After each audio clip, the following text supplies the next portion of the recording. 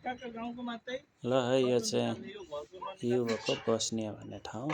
यहाँको घरहरू चाहिँ यस्तो हुने रहेछ। यो चाहिँ डन्जा सिटी, कुनै अग्लो छ कुनै सानो छ, यस्तो हुने रहेछ यहाँको घर चाहिँ। र यहाँ एउटा साथीले बोलाएर हामी चाहिँ उसको बारी खनिदिनु पर्ने अरे। छुट्टीको बिदाको बेलामा जाँदैछु र साथीहरू पनि छ अरू पनि। हामी चाहिँ 5-6 जना भएर जाँदैछु र यहाँ साथीहरूले पुरै झारहरू खाल्दैछ है। यो चाहिँ स्याउको बोट है, स्याउको सानो रहेछ, स्याउको बोट मजाले फुलिरहेछ। यता अर्कोले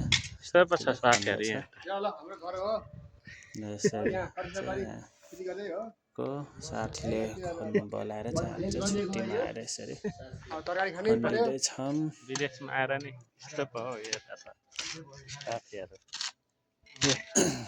चिसो रहेछ।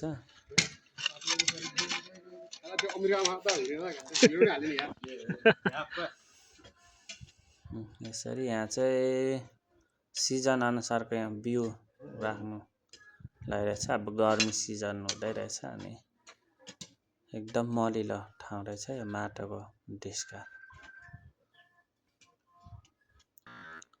र यहाँ चाहिँ एउटा भिडियो गरिदिएको यो फुल एकदमै यो स्याउको बोट रहेछ, मजाले फुलिरहेको रहेछ। ल है साथीहरू।